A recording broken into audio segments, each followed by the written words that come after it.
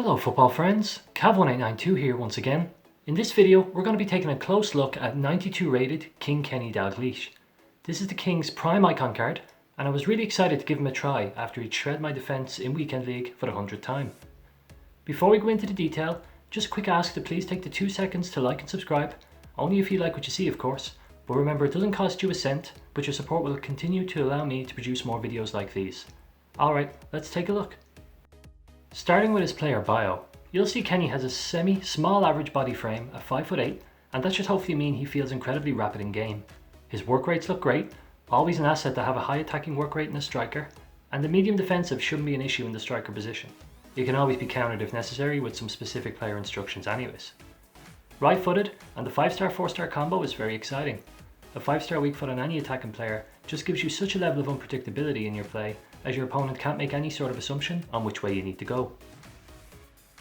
Dalglish's attribute screen looks very high in many of the key areas a good striker needs, lighting up the key trifecta of pace, shooting and dribbling in deep green. His long passing looks more than a bit off the mark though, although passing is a bit of a lottery this year anyways, but his strength might be another area to keep an eye on as the combination of low stats along with a small frame could be problematic. Across the board, Kenny's high finishing, reactions and attacking positioning look to be his main pros, and I'll be keen to see if these translate onto the pitch. Onto player traits, and you'll see that he has flair, which is always fun to add a bit of spice into passes and can be useful at certain angles. More importantly, while he disappointingly lacks the finesse shot trait, he does have outside foot shot, which when paired with the 5-star weak foot should mean that he can get a strong shot on goal from any sort of relative ball position. He carries a few CPU traits, the usual 2 belonging to dribbling and long shots, which match with the stats he carries. Alright, that's enough speculating, let's get onto the pitch. Kicking off with pace as usual, Kenny looks quick off the mark and his speed translates very nicely in game. That's not to say he's lightning, because he isn't, but he carries a nice level of acceleration off the mark and his top end speed isn't bad either. You'll need to set him well clear with a well-timed pass if you're looking to get him in behind, as his shorter strides mean most quicker defenders will chase him down relatively easily, but that's not what you bought this card for. Overall, I'd say 90 is fair, and I have no issue in saying he holds completely true to his face stats in this category.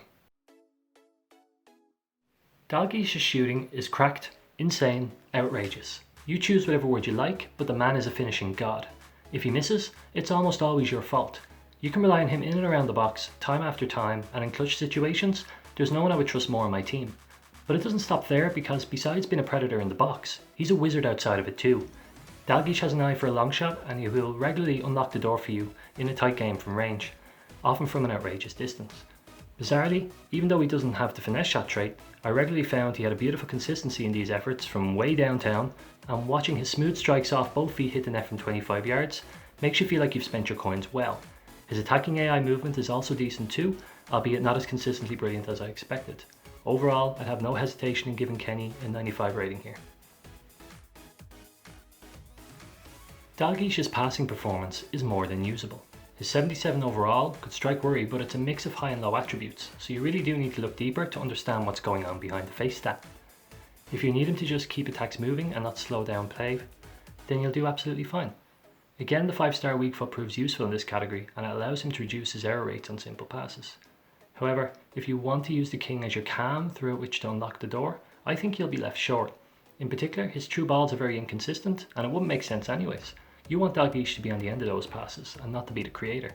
The lack of high vision and long passing can often be felt, and it really does mean he won't be the crafty playmaker your side, if that's your plan for him. Overall, I think he does a little better than expected here, and 80 is about right.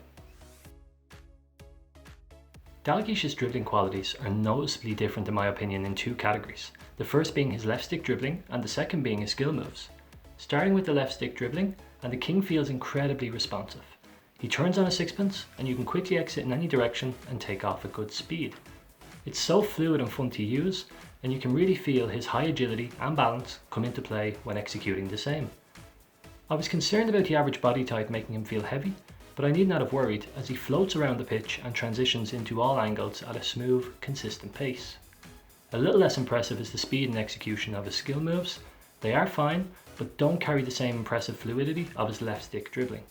All in all, allowing for the fact that you do miss that 5th-star skill, I was impressed and would say 92 is about right here. With a 41 face stat, Kenny doesn't claim to know a thing about defending, but his medium defensive work rate suggests he's a trier. And he is. If left on balanced instructions, he'll do his fair bit of hassling and harrying opposition defenders, and he'll fill passing lanes here and there in a decent way, causing enough disruption. But he'll rarely turn possession over for you unless it's gifted to him, and his frame means he struggles to get those body interceptions that larger frame strikers often do. I'd give him a 45 here, the medium work rate giving him a slight edge over his anticipated rating. Dalglish's physical is split into the good and the bad, which you expect on purchase. His stamina plays out really nicely, even with the high medium work rates. He'll last 120 minutes and doesn't get clunky, even when his level becomes depleted. His strength is weak though, very weak. Unlike some of the other smaller players, he always gets bullied off the ball and generally ends up on the ground after most contact. The ball just doesn't stick to him or allow him to force his way through, say like Ben Yedder does. His jumping is actually decent, but only against smaller defenders does he have a chance. I'd give Dalglish a 70 here, allowing for that excellent stamina. So let's take a look at the summary of Kenny Dalglish. I've been really keen to sign Kenny this year since he was released into the game in FIFA 20. Every time I come up against his card, he just seems to do damage. I'd often play matches and he'd be relatively quiet on the pitch before he appears out of nowhere and scores 2, 3, 4 or more goals. So did he live up to my expectations? Yes, he absolutely did. If a key weakness of your game is closing out opportunities, this man makes it as straightforward and stress-free as it can be this year. Often, I've had icons in my team and wondered why this player commands so many coins and what the hype is all about. But Dalglish comes with a clear set of strengths that you're paying for, and when he bangs in another crucial goal for you in a tight weekend league game, you can't help but feel you've gotten your money's worth. For the pros, as already said, Dalglish's finishing is in a world of its own. He doesn't miss any clear opportunities. If you expect him to score, he generally will, and that continues to apply to those three-quarter chances, and he even makes a significant amount of those half chances too. Due to that 5-star weak foot and the outside foot shot trait, there's very few ball positions that he cannot score from, and all this combined means that Kenny is unpredictable, as there's just so many angles that he can score from. He is also prone to the outrageous long-range goal, and even though he doesn't have the finesse shot trait, he will consistently curl long shots into the top corner from 25 yards and beyond, often proving the difference in tight matches. His left stick dribbling is also incredibly smooth and really helps you to get Dalglish into those angles and body positions that he needs to score. The cons list has to start with his strength. He is very weak and more often than not will end most collisions on the deck.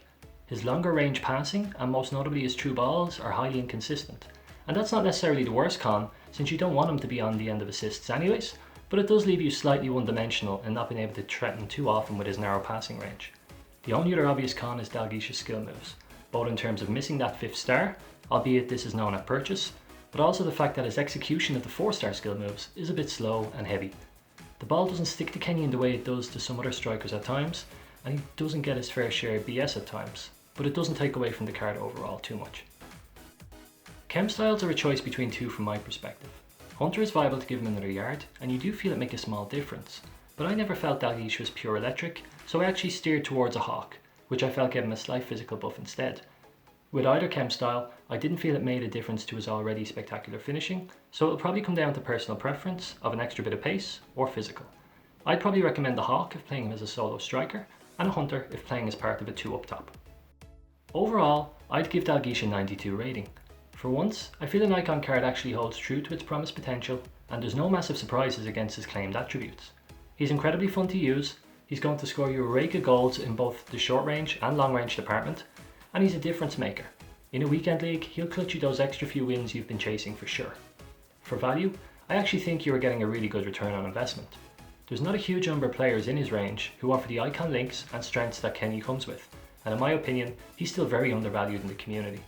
I generally tend to be quite tough on value for money when it comes to icons, but all things considered here, at a current price of 1.5 million coins, I think a value rating of 90 is deserved, and if you are struggling with your finishing, or your primary concern is grinding out an extra couple of wins per 30, you should really look no further than the king himself.